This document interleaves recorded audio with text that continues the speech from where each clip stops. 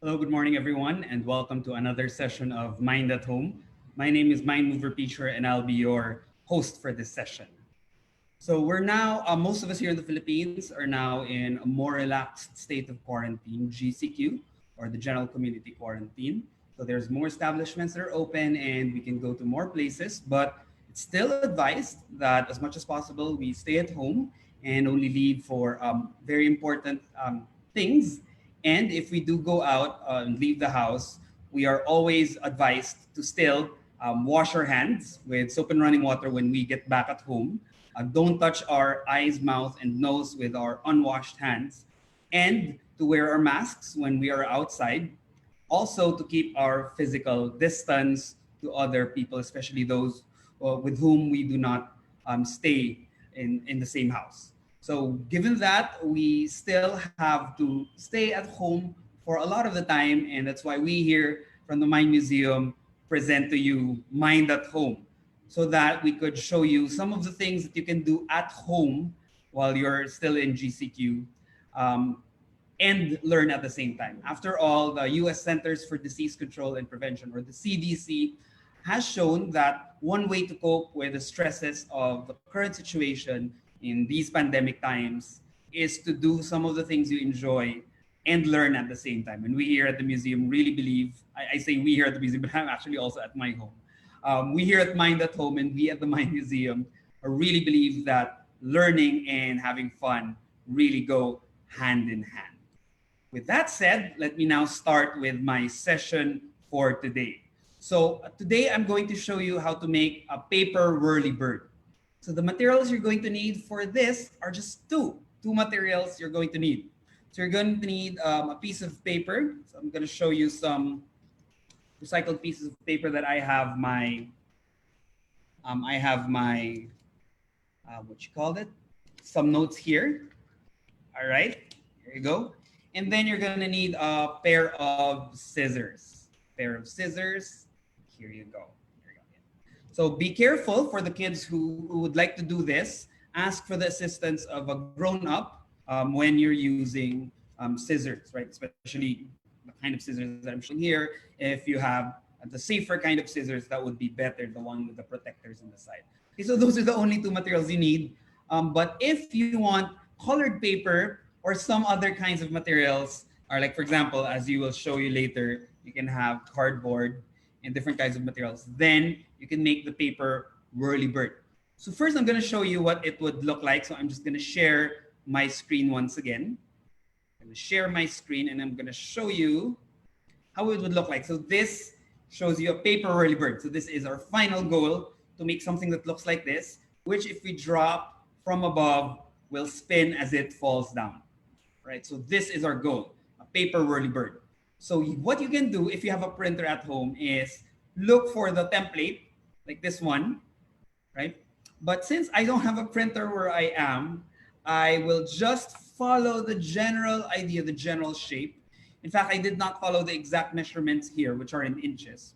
And I'm going to show you that you don't need to follow those exact measurements, right? You can just have your piece of paper, any piece of paper, rectangular, right, slightly long, and then cut it in this general way.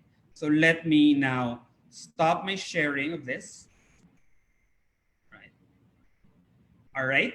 And let me show you, okay, what it looks like. By the way, if you'd like to download the template, you can find it on the link on our Facebook. So just look for it, I think below, right? Below, if not above, but probably below here on this broadcast, right? In the caption. So there's a link for where you can download that pattern. Okay? So the pattern, the general pattern goes like this. So if you don't have a printer like me, what you can do is you can just follow the pattern. The measurements are given after all, but I did not even measure. What I did is just divided the paper into two like that. Okay? And then the upper part, I split into two. So I used my scissors. Right? Ginupit ko siya. I used my scissors to cut it through there. Okay? Ginupit ko siya so that I have my two flaps. All right? And then the lower part I divide into three. So I fold it as a third, like this. All right? So I hope that is clear with everyone.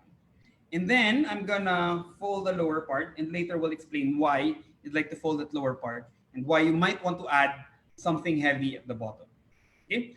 And as you can see, my cardboard piece of paper here um, is white on one side and dark on one side. As much as possible, you'd also like that kind of paper. Or if you have coloring devices, like coloring materials, that would be better because you can then color the wings, like color one wing green, at least at the end or the tip, and color one wing blue, right? Or black and white, say, for example, or red and green, like high contrast colors. Since I don't have coloring materials here, I tried to choose recycled pieces of paper or used cardboard that have different colors on the side. And the reason for that is you'd like to see it spin. Just show you some of what I made here. So I'm just gonna back up and show you how they fall down. And later I'm gonna show you a video up close how the whirlybirds fall down. And I'm gonna show you a slow-mo version. All right, so let me just back up a little bit. Right, show you here in my living room. There you go. And then I'm gonna drop some of these paper whirlybirds. All right. Well, I have your paper whirlybirds of different shapes and sizes. Some of them have pretty big wings. Some of them have small wings. Some of them are made of cardboard. Some of them are made of recycled paper. Some of them are made of recycled bits of paper bags. Okay, so let's see how each of them will fall. Right. So let me see if this falls really nicely. Right from this side. Okay, as you can see, it begins to spin halfway through. Right? It spins okay. Maybe not the best, but okay. Or that one spins nicely. Right? And in fact, I have a video of that one close, so I can show you that later. And I also have a video of that one of the best. I think it has something to do with the shape and the ratio between the wingspan and the length of that whirlybird. That's why I have a nice slow-mo version of that. Right? How about if it's more squarish, like the flaps are short, like here. Flaps are short. More square. Let's see if it falls nice and spins nicely. Not so much. Right? So you can really experiment with this one. Just try different versions, try different materials. Okay? That one also not so nice. Let's see cardboard if cardboard works well from this height. Not so good. I tried earlier from a very tall height and it worked okay. But for this height, not much. Maybe it's more distance to travel. How about this one? Okay. Also not so much, but if you drop this from a really, really tall height, this one falls really well. Right? I also have a video of that up close in slow-mo and I'll show you later. How about for these ones made of the recycled paper bags? Okay, let me drop them. Since my from experiments, the paper bags are the ones that look nicest, right? From paper bags. Try it out one more time. Maybe let me flip the wings in the opposite direction. Oops. One last time for this one. Here you go. Oh, not so well. One last time. Here you go. Not so well for this one. Okay, but I like only would fall again quite nicely. Earlier it was falling quite nicely. What I like about this one is, again, since I don't have coloring materials to give my wings different colors, one side is the inside of the paper bag, so there's no design, while the outside of the paper bag has a design. So when it spins, you can see the difference between the one wing and the other quite nicely. So the spinning is more apparent. So I'd like to show you close-up pictures first before I explain the physics behind these. So I'm going to share my slide once again. I'm going to share it real quick, right? And I'm going to show you. So that's the pattern. And a reminder for those who'd like to do this at home, we have a link to where you can download this template on the description of this video. And here are the videos of the whirlybirds I made. That one is the regular speed. So let me play that again. Spins quite nicely, right? And if you look at the slow-mo, so let me go to the slow-mo now, it will show you something very interesting about the way this whirlybird falls down. Okay, so now let me explain the physics as we are looking at this slow-mo of the video. So notice that initially the whirlybird does not spin, right? So the first part of it's falling, it is not spinning. And then eventually, so let me play that one last time. Eventually it begins to spin. And once it starts spinning, it slows down until it reaches a final speed. And once it reaches that final speed, it's not gonna speed up anymore. So let me just stop sharing that. And then let me show you up close, right? Explain the physics behind that. So when we drop things, and we have other sessions of Mind at Home, wherein we explain the physics behind how objects fall, which we call free fall. So when we drop things from a certain height, they start with a velocity of 0. They start at rest, so they're not moving. But because of gravity, they begin to fall. And gravity will make them accelerate. That means, in this case, it will make them fall faster. Fall faster and faster and faster. Now, the thing with the whirlybird is that it has wings. What can you say about the shape of the wings? Will it make air pass through it easily? For example, can you see the wing right there, right? It's wide. If you imagine this is the wing falling through the air, these are the air molecules, my fingers, right? Will the air molecules flow through it easily? The answer is no, right? And the thing is, the faster the whirlybird is falling, the more difficult it will be for air to go through the wings. So what will happen is that the wing will begin to spin. And that's why I'll show the slow-mo again later. Initially, when the whirlybird is still slow, it will fall down straight down like that with the wings like that. But once it's gaining enough speed, it will begin to spin, because the spinning is what will make air slice through the wings more easily. So the whirlybird will now begin to spin. But now, since it's spinning, there's now moving air underneath and above the wing. And in fact, because of the shape of the wing, the air, which will then be, is in the way of the wing, but will now be forced to move around the wing, there will be fast-moving air above the wing. And when there's fast-moving air above the wing, and we have another Mind at Home session for that, we explained that when there's fast-moving air, there's what we call low pressure. And the thing about low pressure is it sucks. It provides a sucking action, a pulling action, an upward pulling action on the wing, what we call in aviation as lift, right? The lift on the wings of a plane, for example, or a better comparison here would be the wings of a helicopter. But the thing about the helicopter is that in a helicopter, there's a motor that turns your rotor, right? And it gives it power so that it spins continuously, and that continuous spin provides the lift. And there's added lift because of the shape, the cross-sectional shape of the wing of the helicopter rotors, and also of the wings of the plane. But in our case here, it's just a flat piece of paper, flat lang siya. Pero that's enough to make the air slice through it, slice around, and have fast-moving air above the wing, sa taas ng wing, to provide some lift. And what that lift does is it provides an upward force that's enough to, not cancel gravity. Kasi there's still gravity and it still pulls your rotor, your whirlybird down. Hinahatak pa rin pababa yung whirlybird. Pero there's enough lift to counteract it such that it will slow down the fall of your whirlybird. Babagal yung whirlybird mo, right? And it will reach a final velocity where it will not speed up anymore. That's what we call a terminal velocity. So to illustrate that better, and for those who just arrived, I will share once again the video. Right, there you go. Slow-mo video of the whirlybird falling.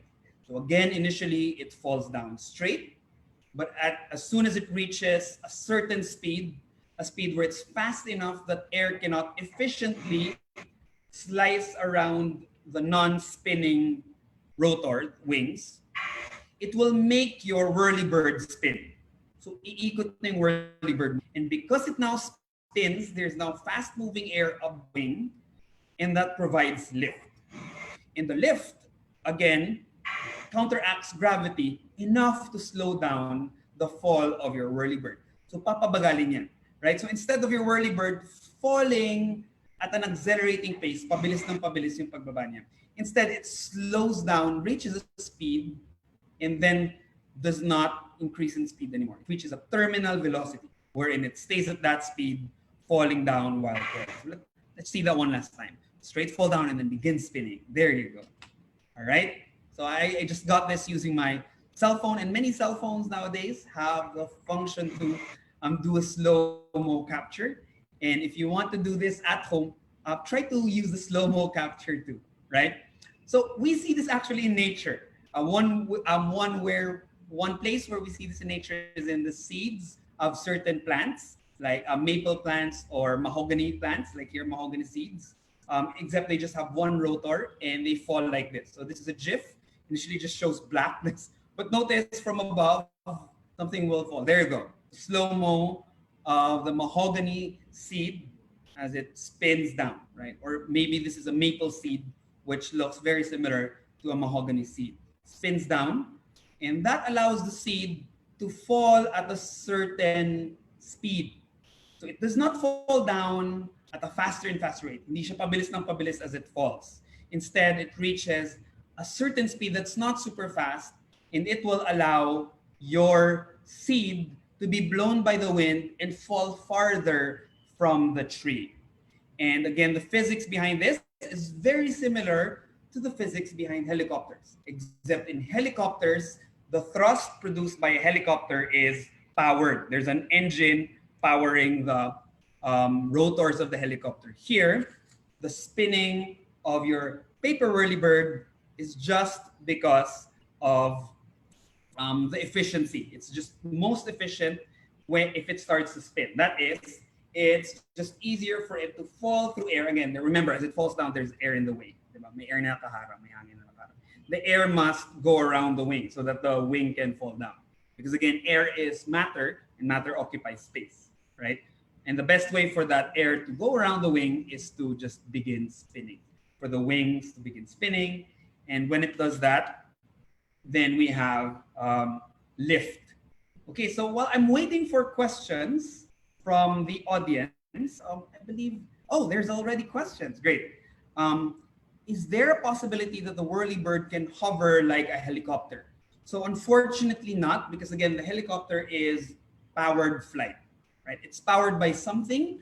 There's a source of energy. Well, here it's not powered by anything, right? So this nor any other passive forms of flight, especially for example, with passive forms of twirling, cannot really fly like a helicopter, right? Except in the rare cases wherein, for example, certain birds try to look for what they call thermals, rising warm air, right? Which they can just glide on so that they don't have to flap their wings so much, because the rising air might be enough to make them stay aloft for some time, right? Without much power. But even then, they'll still require power, the energy of their muscles to fly. So no, but maybe you can make a small version that is powered by a rubber band, right? So if you, there are designs online, and unfortunately I don't have all the materials here, which is why I did not do that.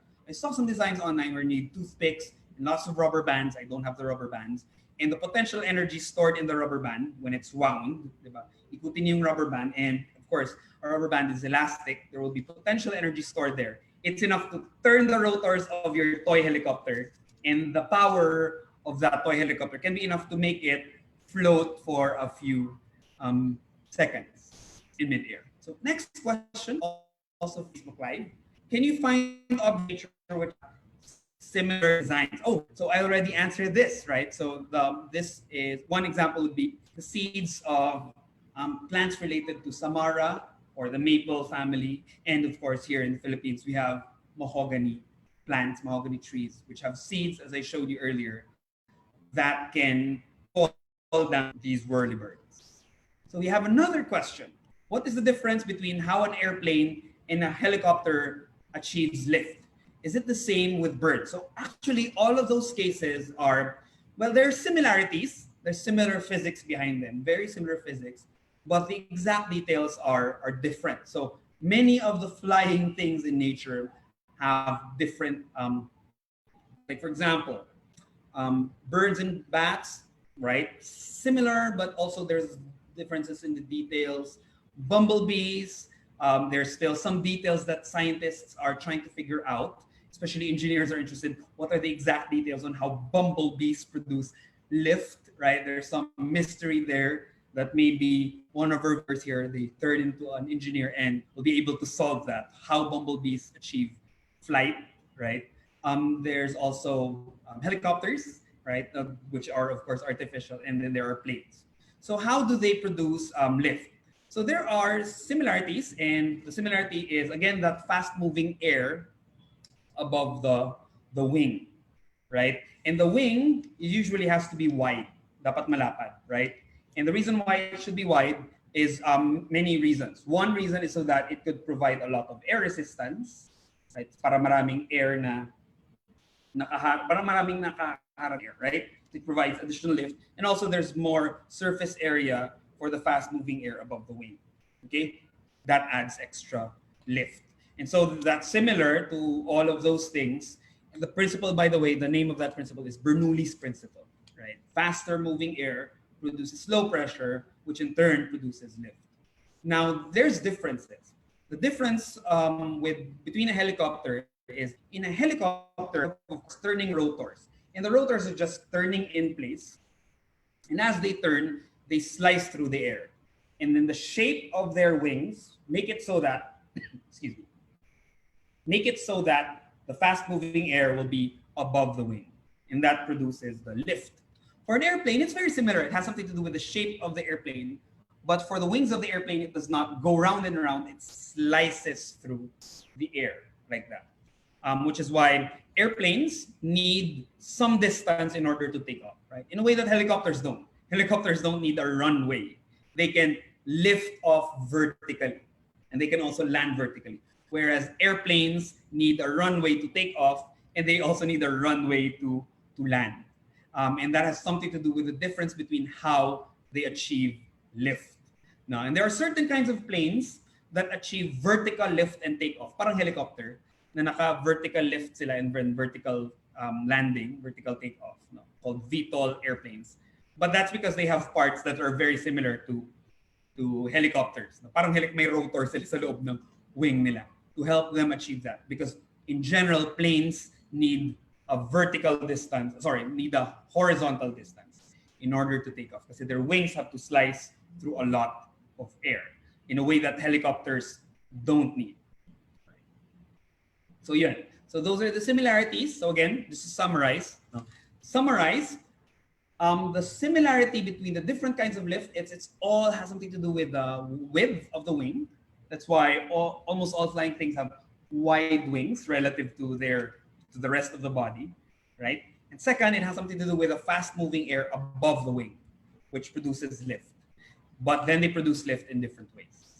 With airplanes, it has slice through air. With helicopters, it's turning in place. And with birds, it's flapping, right, in place. That's why birds can, in general, do a sort of vertical takeoff, right? They don't need a runway in order to fly. Birds don't, right? Because they also produce lift in another way that planes don't. And that's simply by, so almost like swimming in air, now pushing air down with their wings. Something that airplanes in general don't do. All right, so I'm not seeing any new questions. So while I'm waiting for maybe the last few questions, I'll show you once again the whirlybirds. And for those who just arrived, I'll show you the whirlybirds, the different whirlybirds I have here, how they fall down, right? And then I'll show you the slow-mo versions, okay? All right, so let me show you here. My whirlybirds are all on the floor because I dropped them earlier. Right, so I'm going to drop them one by one. They're all different shapes and sizes. But if you want the standard shape and size, you can follow the template that we shared in the description of this Facebook post. Okay, let me try this again with a recycled paper bag. Oops, hindi pa rin siya nahulog lumayas. One last time. Oh, still not. Let me try the other ones. Pieces of paper, recycled pieces of paper. Ooh, nice. Felt quite nice. How about this one? Maybe not so nice for this one because the wings are not so big. But it still spun okay. Right? How about this one? Oh, wow. That felt nice. How about this one? Kind of a square wing. So again, different shapes and sizes, different weights.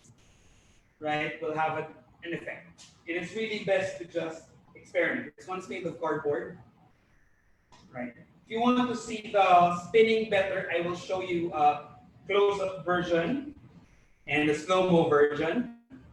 And if you want to see, ooh, film nice. If you want to see how fall, it's also advised to, if you have coloring materials at home, color the tips of the wings, especially different colors. That felt nice. All right, so let me show you, for those who were not here for that earlier, I'll show you the videos. Okay, show you videos. There you go. So here they are. Let me play close up video, and that is not slow-mo, right? And this is one for the slow-mo, right? So initially, I explained earlier, so you can just rewatch this video if you missed my explanation on why initially the whirlybird falls straight down and only begins spinning after traveling some distance.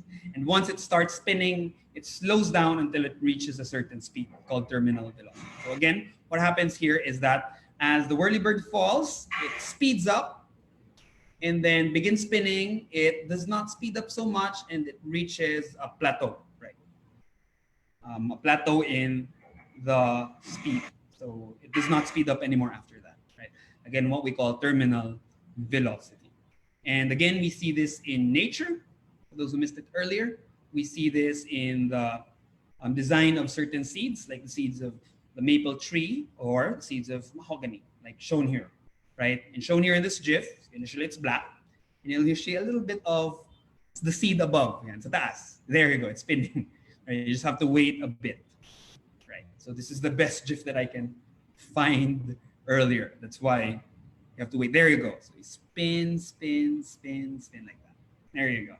So again, it allows the seed of the mahogany to fall down at a not so fast speed, which then allows it to be blown by the wind farther from the tree, which has some advantages in speaking of the biology of the tree. So last question, when and how is terminal velocity achieved? So there are interesting examples, in fact, cases wherein people have fallen from like great height from a building accidentally. And because of their dress, right, they're wearing something, for example, that's wide and acts like a parachute, slows them down. And they reach terminal velocity, which is not so fast, so that they're not super fast when they hit the ground and they can survive the fall and sometimes even walk away unscathed.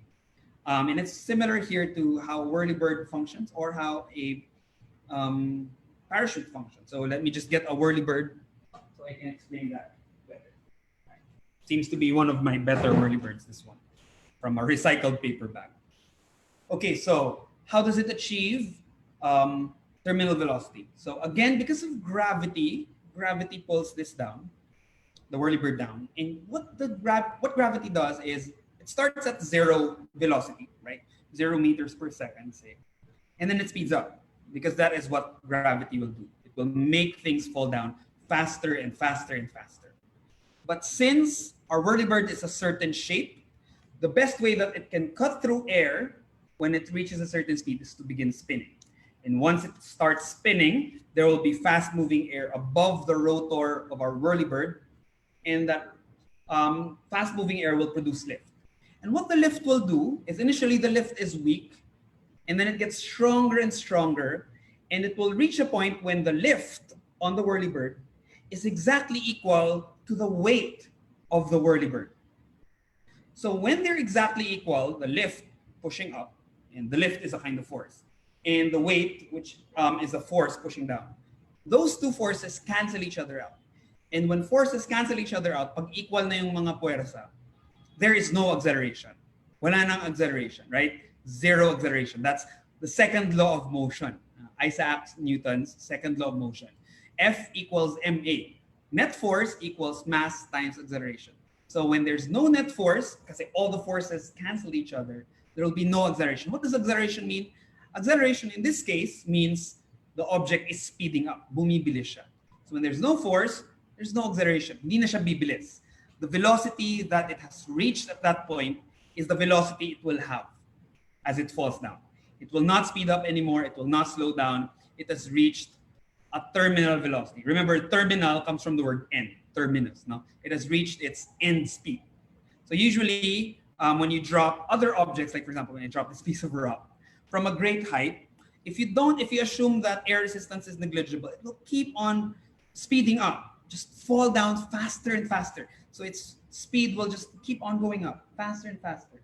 But since our whirlybird has lift, initially it falls down faster and faster, and then it slows down, and then it plateaus, and then it reaches a flat part where its speed does not change anymore. So that is how it reaches terminal velocity. All right, so I think that's our last question. Thank you very much for watching this session of Mind at Home, where we made paper whirlybirds.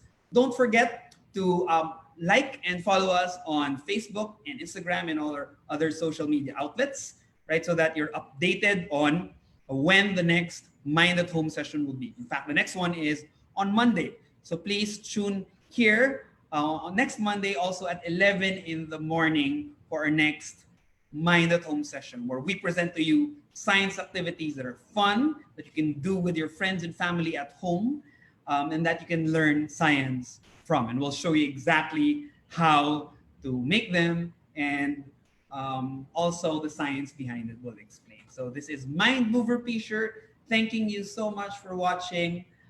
Please, as much as possible, stay at home, and when you leave the house for necessary errands, or for example, for those who are already going to work, when you go to work and go back home, always remember to wash your hands with soap and running water. Don't touch your eyes, nose, and mouth with your unwashed hands. Keep your physical distance from strangers in your commute, and also wear your mask so that if ever you're, for example, a carrier, you don't spread your germs, your virus to other people. And of course, if you're a carrier, you probably are already suspecting, and it's best if you quarantine and stay at home until your body is able to fight the virus and you're not a spreader anymore. So, all right. Thank you very much. And with that, I'd like to, again, invite everyone to like us on Facebook. Right. Thank you, and see you next time. Bye.